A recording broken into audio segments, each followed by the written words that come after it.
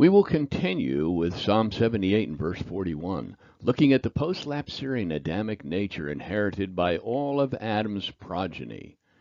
Do we realize how often the fledgling Hebrew nation provoked God on their wilderness journey? We're told in Numbers 14:22, "None of the men whom have seen my glory and the signs I performed in Egypt and in the wilderness, and have tested me these 10 times, and did not obey me during the first 2 years of their journey through the wilderness, these men are not going to inherit the promised land." Did you notice that God keeps score?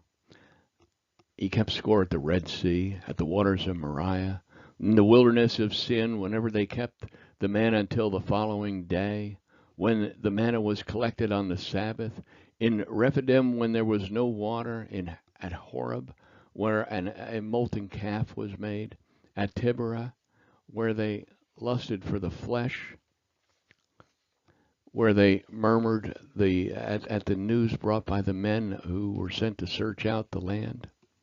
The idea is that they were a perverse, unfaithful, and rebellious people, led by the old fallen nature, just as the unredeemed of our own day are. Verse 41 of 78 reads, and again they tempted God and pained the Holy One of Israel. Faith followed by a lack of faith, followed by discipline, followed by faith, and again. This was the story of the wandering tribes through the wilderness.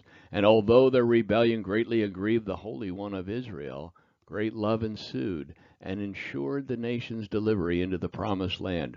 For our God is a covenant keeper.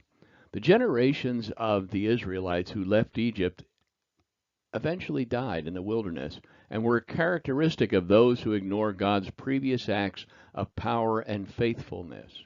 An example of this is given in verses 42 through 55, which rehearse the plagues wrought against the polytheistic gods of Egypt. But then in verses 54 through 55, it demonstrates God's ubiquitous and covenant love and faithfulness.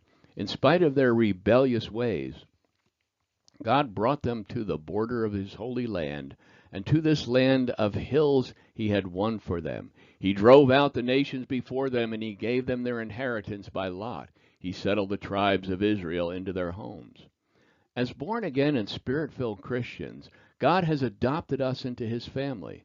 If we do not grieve his Holy Spirit, as the first generation of the Exodus did, then just as he brought Israel into existence and into the promised land, will he not see us through to the new heaven and the new earth?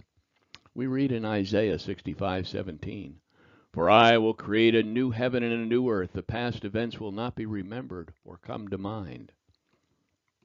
In 2 Peter 3:13 we read, "But based on his promises, we wait for the new heaven and the new earth where righteousness will dwell."